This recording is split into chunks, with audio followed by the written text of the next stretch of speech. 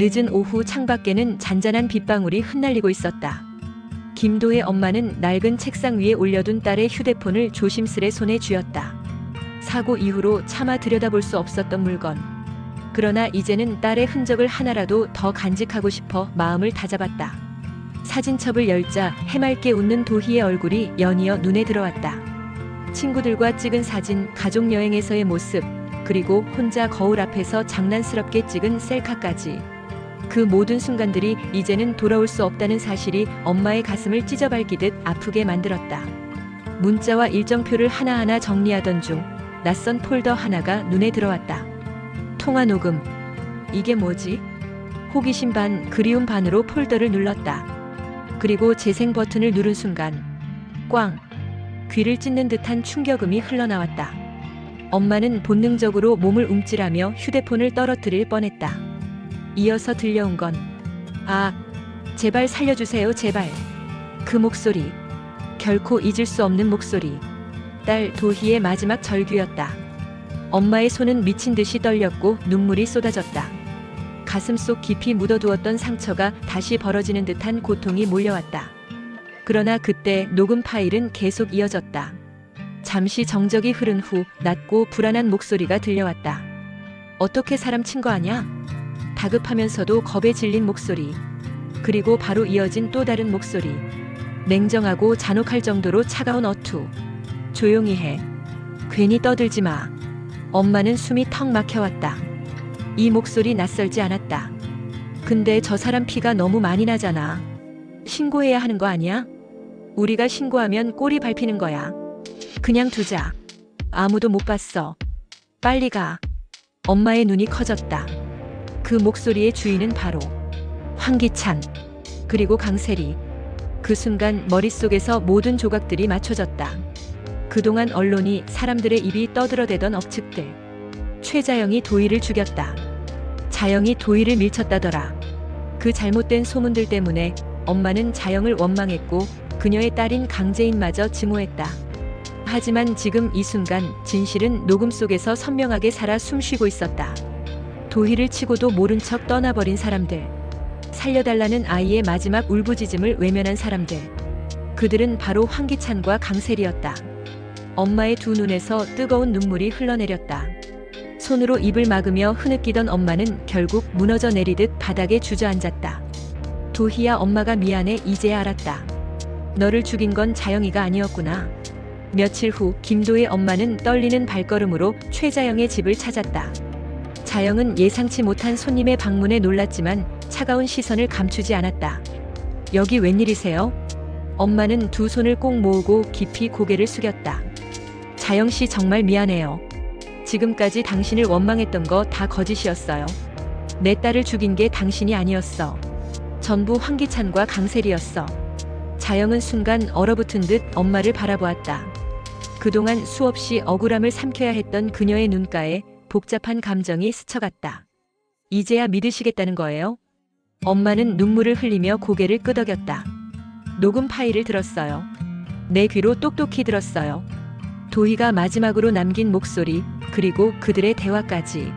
정말 미안해요. 그동안 자영씨 탓이라고 생각하고 재인 양까지 미워했던 거 너무 후회돼요. 그날 밤 엄마는 강재인을 찾아갔다. 재인은 처음에는 경계했지만 엄마의 눈물이 가득한 얼굴을 보고 차마 등을 돌릴 수 없었다. 재인아, 내가 미안하다. 그동안 내 엄마 때문에 너까지 원망했어. 하지만 이제 알았다. 너도 피해자였다는 걸. 도희가 마지막으로 남긴 증거가 있어. 황기찬과 강세리, 그들이 범인이야. 재인의 눈빛이 번쩍였다. 뭐라고요? 확실해요? 증거가 있다고요? 엄마는 떨리는 손으로 휴대폰을 꺼내 녹음을 재생했다. 잠시 후 방 안가득히 퍼진 건 도희의 절규와 두 사람의 대화였다. 재인은 치를 떨며 눈을 감았다. 역시 내 촉이 맞았어. 그 인간들 언젠가 무너질 줄 알았다. 이제 끝내야 해요. 도희 언니의 억울함도 우리 엄마의 억울함도 다. 엄마는 굳은 표정으로 고개를 끄덕였다. 그래. 우리 둘이서 아니, 우리 셋이서 반드시 그들을 무너뜨리자. 그날 이후 세 사람은 비밀리에 만남을 이어갔다. 엄마는 도희의 녹음 파일을 증거로 내놓았고 제인은 자신이 모아온 황기찬의 비리 자료를 꺼내 보였다. 자영은 눈물로 다짐했다. 우리를 짓밟고 거짓으로 가득한 그들의 세상 반드시 끝내야 해. 세 사람의 손이 단단히 맞잡아졌다. 그 순간 억울하게 죽어간 도희의 영혼이 곁에서 지켜보고 있는 듯했다. 그들의 복수는 이제 시작이었다. 어두운 방 안 작은 탁상 위에 놓인 휴대폰에서 다시금 도희의 마지막 절규가 흘러나왔다. 아, 제발 살려주세요, 제발. 엄마의 가슴은 찢겨나가는 듯 저며왔고 손끝까지 차갑게 굳어버렸다. 이어지는 대화 속 목소리는 더욱 선명했다. 어떻게 사람 친 거 아냐? 조용히 해. 괜히 떠들지 마. 근데 저 사람 피가 너무 많이 나잖아. 신고해야 하는 거 아니야? 우리가 신고하면 꼬리 밟히는 거야. 그냥 두자. 아무도 못 봤어. 빨리 가. 그 목소리의 주인공이 누구인지 엄마는 단박에 알 수 있었다. 황기찬. 그리고 강세리. 너희였구나. 그 순간 무너져 내리는 오해의 탑 속에서 새로운 분노가 치솟았다. 그동안 원망했던 최자영은 아무 잘못이 없었다. 억울하게 죄인 취급을 받으며 고통받았던 그녀와 그녀의 딸 강재인. 엄마는 눈물을 닦으며 다짐했다. 이제라도 진실을 알았으니 내가 갚아줄게. 너희 두 사람 반드시 무너뜨리겠다. 며칠 후 작은 찻집. 자영은 의심스러운 눈빛으로 엄마를 바라봤다. 지금 와서 무슨 말씀을 하시려는 겁니까? 엄마는 떨리는 손으로 휴대폰을 내밀었다. 직접 들어보세요. 도희가 마지막으로 남긴 녹음이에요. 파일을 재생하자 찻집 안에 울려 퍼진 건 사고의 충격음과 도희의 절규. 그리고 이어지는 황기찬과 강세리의 목소리. 자영의 손이 덜덜 떨렸다. 그동안 억눌러왔던 분노와 억울함이 폭발하듯 눈물이 치솟았다. 이제야 믿으시겠단 거예요? 제가 얼마나 억울했는지 아세요? 제 아이가 제 가족이 다 욕을 먹었어요. 엄마는 고개를 숙이며 흐느꼈다. 정말 미안해요. 그동안 제가 얼마나 큰 죄를 지었는지 알겠어요. 자영 씨, 그리고 제인 양 제발 용서해 주세요. 그날 밤 강재인은 집에서 녹음을 들으며 이를 악물었다. 황기찬, 강세리, 너희가 내 앞에서 그렇게 뻔뻔하게 굴더니 결국. 엄마의 눈물 어린 사과를 들은 제인은 차갑게 대답했다. 저는 아직 용서할 수 없어요. 하지만 힘을 합쳐야겠죠. 이 증거 제대로 써먹을 방법을 찾아야 해요. 엄마와 자영은 고개를 끄덕였다. 그들의 손이 처음으로 맞잡히던 순간 마치 오래된 원한과 오해가 녹아내리듯 묘한 울림이 스쳐갔다. 도희의 억울함, 그리고 우리 가족의 고통, 이제 우리가 끝내자. 밤은 깊었지만 세 사람의 눈빛은 결코 잠들지 않았다. 좁은 거실 테이블 위에는 서류와 메모, 그리고 녹음 파일이 켜진 휴대폰이 놓여 있었다. 도희의 마지막 절규가 잔향처럼 머릿속에 맴도는 가운데 세 사람은 단호히 결심했다. 우린 이제 단순히 진실을 아는 사람들이 아니에요. 강재인의 목소리가 무겁게 내려앉았다. 우리가 움직이지 않으면 도희 언니의 억울함은 영영 묻히고 말 거예요. 저 두 사람은 뻔뻔하게 웃으면서 더 많은 사람을 짓밟겠죠. 자영은 천천히 고개를 끄덕였다. 그녀의 눈에는 이미 두려움 대신 날 선 결의가 깃들어 있었다. 맞아요. 기찬과 세리는 늘 권력과 돈 뒤에 숨어서 진실을 덮어왔어요. 하지만 이제는 달라요. 우리에겐 증거가 있어요. 도희가 남긴 가장 확실한 증거. 엄마는 눈물을 닦으며 두 사람을 번갈아 바라봤다. 내가 할 수 있는 건 뭐든 할게. 그 아이가 남긴 목소리를 세상에 전해야 해. 도희가 그토록 간절히 살고 싶다고 외쳤는데 그 외침이 묻히게 할 순 없어. 제인은 노트북을 열고 빠르게 손가락을 움직였다. 녹음 파일은 아직 우리가 갖고 있어야 해요. 섣불리 흘리면 증거가 사라질 수도 있으니까. 먼저 언론을 준비해야 해요. 기자들 중에도 기찬과 손잡은 사람들이 많지만 진실을 파헤치려는 이들도 분명 있어요.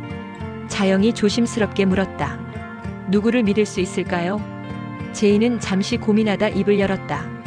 한겨레 쪽의 박 기자요. 예전부터 YL그룹 비리를 추적해왔죠. 제가 따로 접촉해보겠습니다. 하지만 그 전에 경찰 쪽에도 신호를 줘야 해요. 내부에서 은폐하지 못하도록 압박을 걸어야 해요. 엄마가 놀란 눈빛으로 제인을 바라봤다. 넌 이런 걸 다 알고 있었니? 제인은 씁쓸하게 웃었다. 어릴 때부터 봐왔거든요. 우리 집이 어떻게 망가졌는지, 엄마가 어떻게 희생됐는지. 세상은 강자의 편이었어요. 하지만 이제 내가 약자의 편에 서야죠. 자영은 딸의 어깨를 꼭 감싸 안았다. 제인아, 이제는 내가 혼자가 아니야. 우리 셋이 함께야. 며칠 후 황기찬의 사무실. 그는 와인잔을 기울이며 강세리와 무언가 은밀한 이야기를 나누고 있었다. 자영 쪽은 조용하지? 세리는 억지 미소를 지으며 대답했다. 네, 걱정 마세요. 그 여자는 이미 세상에서 신뢰를 잃었잖아요. 아무도 믿어주지 않을 거예요. 그러나 그 순간 그의 책상 위 휴대폰이 진동했다. 익명 발신, 당신의 죄는 곧 드러날 것이다. 기찬의 눈썹이 순간 꿈틀거렸다. 뭐야 이건? 세리가 휴대폰을 들여다보더니 얼굴이 굳었다. 장난 아닐까요? 기찬은 한참 동안 화면을 바라보다가 입술을 비틀며 낮게 중얼거렸다. 불안하군. 그 시각 제인은 가면처럼 얼굴을 감춘 채 다크웹 포럼에 글을 올리고 있었다. YL그룹 회장 황기찬과 강세리. 교통사고 은폐 살인방조. 증거 녹음 확보. 글은 금세 여러 익명 사용자들의 관심을 끌었다. 진짜냐? 녹음이라니 증거 있어? 곧 공개된다. 기다려라. 제인은 키보드에서 손을 떼며 숨을 고르듯 속삭였다. 조금씩 흔들리게 될 거야. 다시 만난 세 사람은 더욱 굳은 표정으로 테이블을 마주했다. 엄마는 눈빛을 곧게 세우며 말했다. 난 이제 두렵지 않아. 내 아이의 억울함을 풀 수 있다면 뭐든 할 거야. 자영은 고개를 끄덕이며 결연하게 덧붙였다. 그리고 그 과정에서 내 아이 제인에게도 당당히 말할 수 있어야 해. 우리가 옳은 싸움을 했다고. 제인은 눈을 가늘게 뜨며 두 주먹을 움켜쥐었다. 이 싸움은 이제 시작이에요. 황기찬, 강세리, 그들이 가장 두려워하는 건 진실이에요. 그리고 우린 그 진실을 손에 쥐었어요. 세 사람의 눈빛이 동시에 번뜩였다. 그리고 그날 밤 작은 거실 안에서 울려 퍼진 건 오직 하나였다. 끝까지 간다. 황기찬의 사무실. 서류 더미 위로 쏟아지는 낮은 욕설이 공간을 메웠다. 이게 무슨 일이야? 도대체 누가 이런 걸 퍼뜨리는 거야? 그의 손에는 한 장의 신문이 들려 있었다. 굵은 활자로 박힌 제목이 눈을 찌른다. YL그룹 황기찬 교통사고 은폐 의혹 피해자는 여대생 김도희. 옆에 앉은 강세리는 손톱을 물어뜯으며 안절부절 못했다. 설마 그때 그 녹음이? 아니, 그걸 누가? 기찬은 이를 악물며 세리를 노려봤다. 내가 제대로 처리했어야지. 그때 우리가 신고만 했어도 이런 꼴은 안 났을 거야. 세리는 억울하다는 듯 고개를 저었다. 나한테만 다 떠넘기지 마. 당신이 그냥 가자고 했잖아. 난 당신 말만 따른 거라고. 두 사람의 대화는 서로를 향한 의심으로 번졌다. 불안과 공포가 균열처럼 틈새를 파고들고 있었다. 며칠 뒤 박 기자는 카메라 앞에 서 있었다. 그의 손에는 한 대의 녹음기가 들려 있었다. 오늘 우리는 한 여대생의 죽음에 얽힌 충격적인 진실을 공개합니다. 사건 당시 현장에서 녹음된 파일에는 가해자의 목소리가 그대로 담겨 있습니다. 버튼이 눌리고 전파를 타고 흘러나온 건 모두가 들을 수 있는 끔찍한 소리였다. 꽝. 아, 제발 살려주세요. 그리고 이어지는 대화. 어떻게 사람 친 거 아냐? 조용히 해. 괜히 떠들지 마. 우리가 신고하면 꼬리 밟히는 거야. 그냥 두자. 순간 기자회견장은 술렁였다. 많은 기자들의 시선이 흔들리며 누군가는 입을 가리고 경악했다. 이 목소리의 주인은 바로 YL그룹 회장 황기찬, 그리고 그의 동거인 강세리로 확인되었습니다. 카메라 플래시가 터지며 기자들의 질문이 빗발쳤다. 사실입니까? 왜 신고하지 않았습니까? 피해자 가족에게 할 말은? 황기찬은 곧바로 검찰 조사를 받게 되었고 그동안 쌓여있던 각종 비리 의혹이 줄줄이 터져나왔다. 정치인에게 건넨 뇌물, 차명계좌, 불법 투자. 강세리는 경찰 조사실에서 하얗게 질린 얼굴로 중얼거렸다. 난 그냥 따라갔을 뿐이야. 기찬이 시킨 거야. 하지만 이미 늦었다. 국민은 분노했고 여론은 폭풍처럼 몰아쳤다. 사람을 죽여놓고 모른 척했다고. 이제까지 정의로운 척하더니 결국 악마였네. 기찬과 세리의 이름은 하루아침에 살인 은폐자로 낙인 찍혔다.